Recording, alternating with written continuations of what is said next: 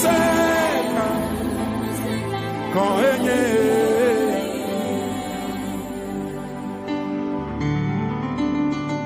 maufonu se ekpotole dochi ale yo dole ple mala ekpotole nenema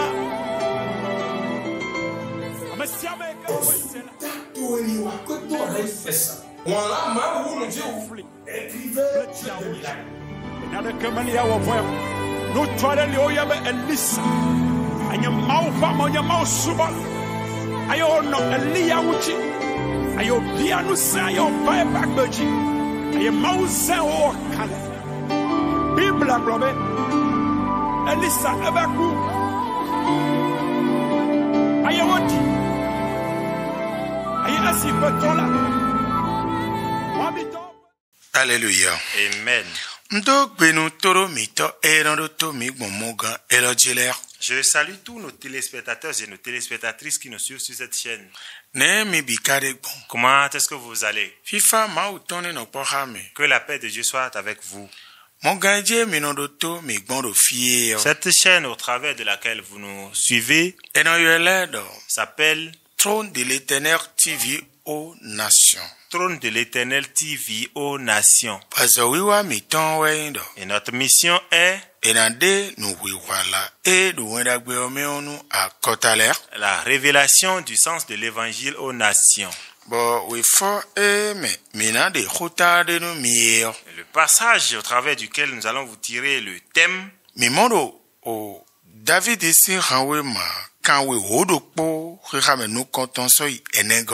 le livre de Psaume de David, chapitre 91, le verset 1er au verset 4. Je vais demander à mon interprète de nous faire la lecture. Psaume 91, verset 1 à 4. Celui qui demeure sous l'abri du Très-Haut repose à l'ombre du Tout-Puissant.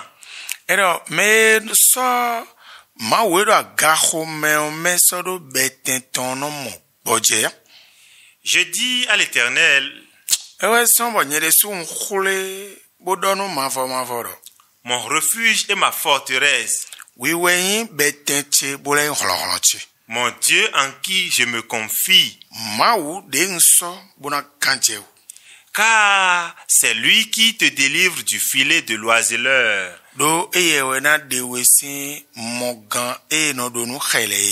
de la peste et de ses ravages.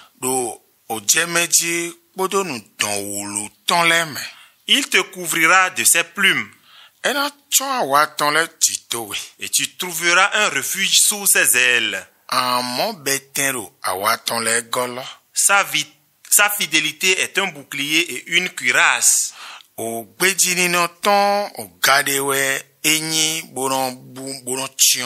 Amen. Nous prions. Notre Seigneur, notre Créateur, aide-nous. Oui. Nous avons besoin du refuge. Jusqu'à présent, rien ne dit à beaucoup d'hommes que c'est en toi qu'il y a le refuge. Je souhaite que, tel que tu as fait grâce à David, et David l'a compris, fais en sorte que nous tous nous puissions comprendre, et qu'on laisse le fait d'être dans l'air. Amen. Amen.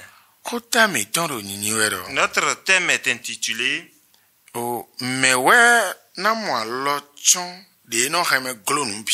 Qui sera protégé contre toute attaque? Je voudrais encore répéter. Notre thème est intitulé Qui sera protégé contre toute attaque? Et nous allons vous répondre en disant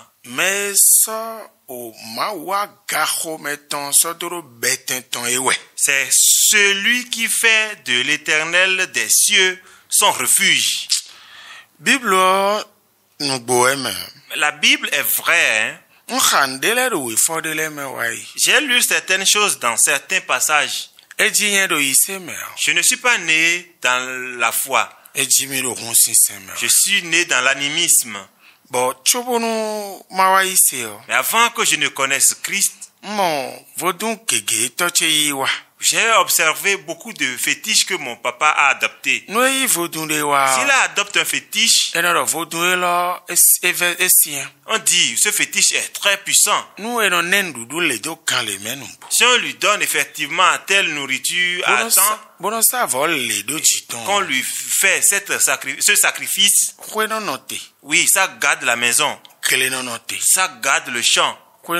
Il y a la paix dans la maison. Il y a la paix dans le champ. Il n'y a pas la mort.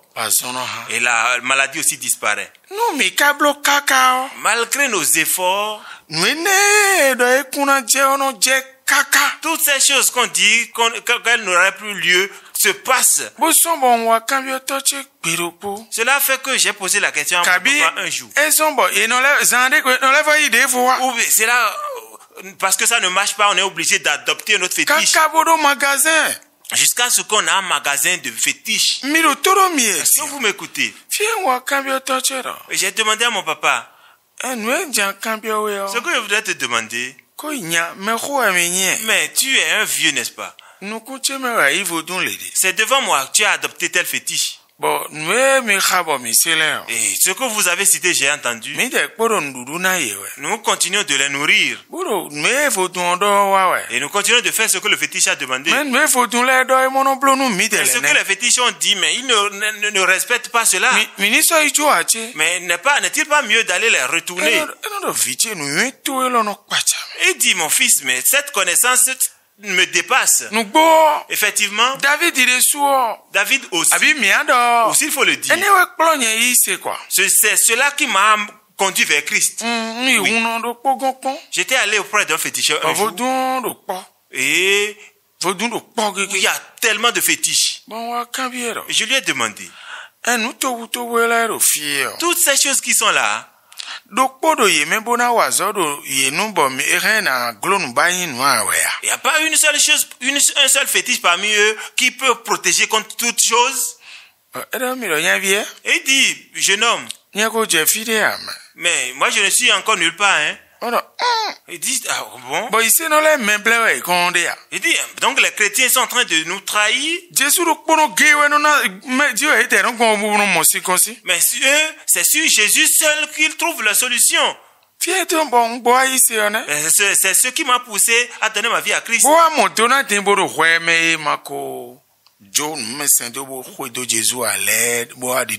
Et je l'ai compris. Et ce qui me pousse à te dire, toi qui n'as pas encore connu Christ, que David aussi est en train de le dire ici. David est en train de dire, effectivement, que je vous le dise à vous les hommes, celui qui peut trouver la protection. Et si le mal se lève contre lui, le mal ne le verra pas.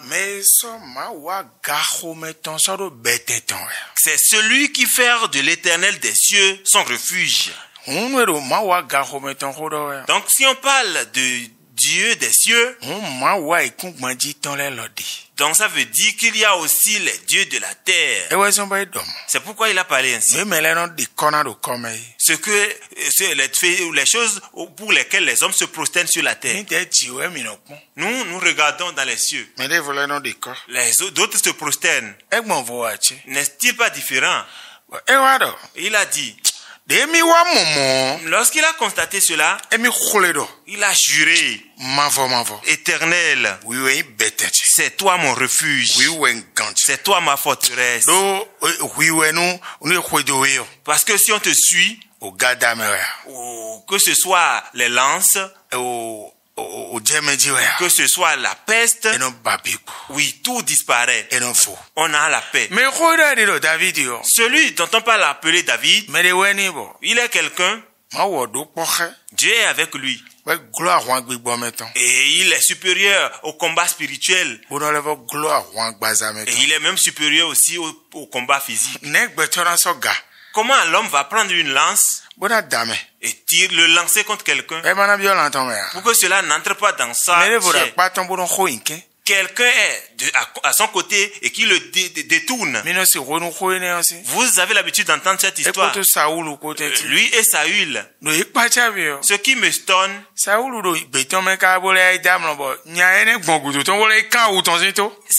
Saül était derrière lui jusqu'à dormir et jouer. Ce monsieur est allé couper le bord de son manteau.